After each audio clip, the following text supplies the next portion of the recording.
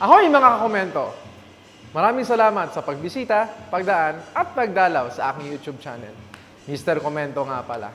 So ngayon, ang topic na pag-uusapan natin, nabibigyan ko ng komento, ay patungkol sa Russian COVID vaccine o nalalapit na pagdating ng Russian-made COVID vaccine. So, isa itong blessing actually. Isa itong napakagandang balita o good news para sa ating mga mamamayang Pilipino. Pero, alam ko, bilang isang Pilipino, meron kang nararamdaman na kaba dahil ito ay made in Russia. So, gaano ba ito ka-epektibo? Gaano ba tayo kasigurado na para sa ating mga Pilipino, effective to? Para sa ating mga Pilipino, talaga bang gagana to? O basta-basta na lamang itong ginawa? Dahil napakabilis po na na-produce ng bansang Russia ang COVID-19 vaccine na ito. Kung matatandaan nyo nga, last week ay inanunsyo nga ni President Vladimir Putin na sila nga ay nagtagumpay na makapag-produce ng COVID-19 vaccine. So, nung in-announce to ni President Putin, ay meron akong naramdaman talaga na tuwa at excitement. Bakit? Kasi, di ba nga, ang COVID-19 is talagang napakalaking pinsala na dinulot ito para sa ating bansa. Araw-araw, libo-libo ang nadadagdagan na bilang ng mga infected ng mga Pilipino sa ating bansa pa lamang. Hindi pa kasama dyan ang buong mundo. Pero alam naman natin na buong mundo ay talagang napinsala ng vaccine na to. So, simula na tayo. Ang COVID-19 vaccine na ito ay naproduce nga ng bansang Russia under ng Gamaleya Research Institute in Moscow.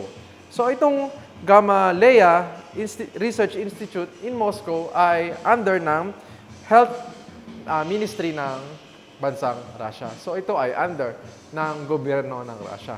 At kapag sinabi nating under ng isang gobyerno o under ng gobyerno ng Russia, makakasigurado tayo na ito ay ginastusan. Dahil ang bansang Russia nga ay talagang napakayaman. Actually, isa sa mga magandang, para sa akin, isa sa mga magandang desisyon na nagawa ng ating Pangulo ay mag-shift o mag-pivot sa bansang China at Russia. Bakit? Teka lang, baka isipin ninyo, China nga at Russia yan China nga, usaping West Philippine Sea, nangaagaw yan. Russia nga, usaping cyber attack, magaling dyan ang Russia. Usaping pangingialam sa mga bansa, magaling dyan ang Russia. No! Diyan po kayo nagkakamali. Ang bansang Russia nga po ay, sabihin natin, yan ay talagang kalaban ng bansang Amerika pagdating sa economy at pagdating sa military power. Pero ang bansang Russia din naman po ay kilala sa pagtulong ng mga maliliit na bansa. So, hindi lang po Pilipinas ang tinutulungan ng Russia. Andyan din ang Vietnam. At actually, ang Vietnam, ang isa sa mga nangungunang bansa na nag-request na sa bansang Russia na handang bumili o gastos para lang magkaroon din sila ng COVID-19 vaccine na ipoproduce nga ng bansang Russia. Bagamat very risky para sa akin dahil nga ngayon ko lang narinig bilang simpleng mamamayang Pilipino, ngayon ko lang narinig na nagpo-produce din pala ang bansang Russia ng kanilang mga vaccine. Although, ang pag-produce nga po ng COVID-19 vaccine para sa mga mayamang bansa is a big race. Okay? So, ngayong nga nauna ang Russia sa pag-produce ng COVID-19 vaccine, masasabi natin na nagtagumpay sila laban sa USA, laban sa iba pang bansa, laban sa mga mayaman na bansa na makapag-produce nga ng vaccine na ito. So, bigyan natin sila ng isang hooray para sa bansang Russia. Okay, tuloy po tayo. So, ito nga pong COVID-19 vaccine, lagi ko nasasabi yung virus na COVID-19 vaccine na ito, or immunization kontra COVID-19, ay ipinangalanan na Sputnik 5. Pag narinig ko ang salitang Sputnik, alam niyo yung sige-sige Sputnik kang sa loob ng preso. Siguro doon yun nakuha. So, yun nga, base sa mga ilang kilalang mga researcher o kilalang mga web influencer at mga kilalang mga politiko, masyado daw mabilis ang pag-produce o pag-develop ng bansang Russia sa vaccine na ito. Actually, ni-research ko din yan kung gaano ba dapat talaga o katagal yung proseso ng pag-produce ng isang vaccine. At nalaman ko nga, teka lang, gumagana ba? Ayun, nag-play pala. At nalaman ko nga na ito ay may mga stages o merong mga development stage para sa pag-produce ng vaccine. Ito po yun. Number 1 is exploratory stage. Number 2 is preclinical stage. Number 3 is clinical development stage. And under ng clinical development stage is local and international development stage at regulatory review and approval.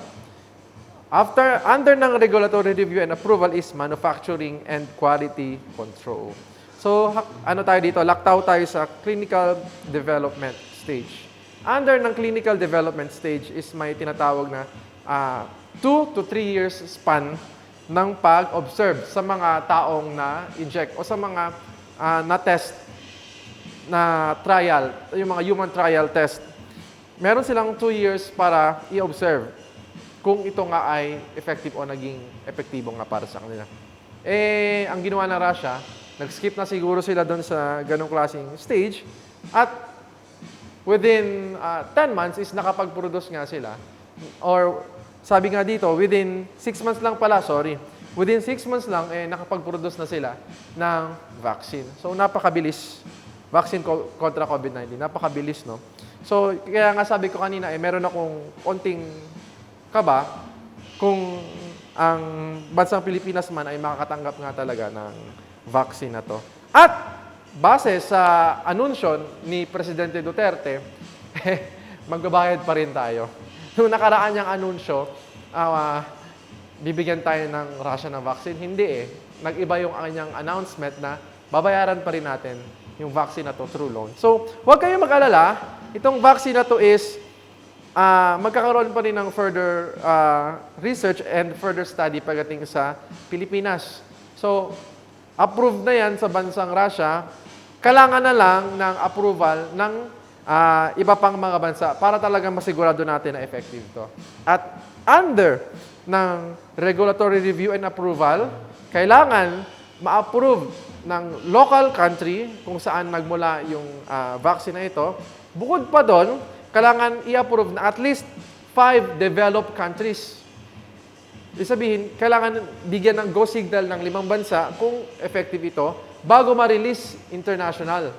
So, bago siya mapadala pa sa mga ibang bansa, kailangan muna siyang i-test inside o sa loob ng bansa na nag-develop na to at sa iba pang 5 bansa o 5 developed na bansa para masabing effective ito. So, hindi pala ganun kadali rin naman na masisigurado natin na effective ito para sa atin. So, kaya kung iisipin nakakatakot. Pero, isa po ito talagang blessing. Bakit? Hirap na po ang bansang Pilipinas. Hirap na po ang ating gobyerno sa pag-control, pag-contain ng virus. Araw-araw, libo-libo ang nadadagdagan. At ang prediction nga ng UP or ng University of the Philippines is hanggang katapusan ng August, papalo ng 200,000 ang bilang ng mga infected na Pilipino ng COVID-19 virus. Imaginein mo yun, napakarami nun. Malay mo, yung kapitbahay mo, meron na. Malay mo, sa barangay ninyo, napakarami na. Kalat na Kalat na tong virus na to. So, kailangan na talaga natin ng gamot. Bukod sa gamot, kailangan na talaga natin ng vaccine. Kailangan na natin ma-immunize, no? Para ang katawan natin may panlaban na kontra COVID-19. Kung wala kang panlaban, walang pinipiling bata, walang pinipiling matanda, walang pinipiling malakas o mahina itong COVID-19. Pag tinamaan ka ng COVID-19, asahan mo, talagang tatamaan ka. Asahan mo, talagang manghihina ka. Asahan mo, mararamdaman mo yung bagsik ng COVID-19. Marami mang asymptomatic dyan. Pero, bagamat ikaw, sabihin natin magkaroon ng COVID-19, asymptomatic lang. Paano yung mahahawa mo? Paano kung mahina yung katawan ng mahahawa mo? Patay na. Di ba? Kaya, Ang komento na mabibigay ko para sa balitang ito, para sa Sputnik 5 COVID-19 vaccine is magandang balita to. So magandang improvement to kontra COVID-19.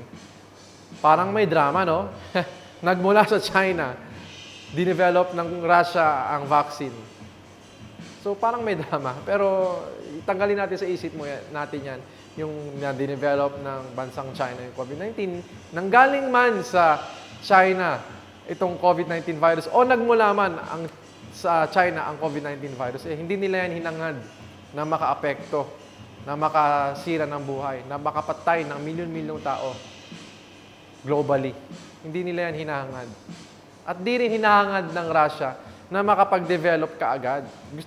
Gusto rin kasi ng bansang Russia na matapos na magkaroon na ng solution at masimulan na yung tinatawag na pag-process ng pag-immunize ng mga tao para nga kontra COVID-19.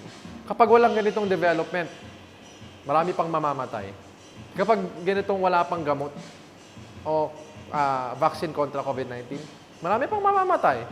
Kapag ganitong marami pang namamatay, mas kawawa ang isang bansa. Lalo na ang bansang Pilipinas, na alam naman natin na hindi ganun kayaman. Mahirap na bansa tayo, yan ang aminin natin. Kumakapit tayo sa mga bansang may kakayanan tulad ng Russia, tulad ng China. Ito nga yung desisyon na ginawa ng ating Pangulo na dumikit sa mga bansang ito. At sa tingin ko naman, nagiging epektibo rin naman. May magandang resulta din naman ang pagdikit natin sa mga bansang ito. At ito na nga, is yung makakatanggap tayo ng vaccine kontra COVID-19. Yun lang, babayaran natin. Pero at least, magandang progress ito na meron tayong balita na paparating na ang vaccine kontra COVID-19. Kaya mga kakomento, stay positive lang. Dahan-dahan din ang ating pag-step. Dahan-dahan din ang ating pag-unlad. At dahan-dahan din tayo makaka-recover kontra COVID-19. Bilang isang regular at simpleng mamamayang Pilipino, hangad lang naman natin ng isang simpleng pamumuhay. Hindi natin hinahangad na magkaroon ng ganitong klaseng karamdaman. Kaya ito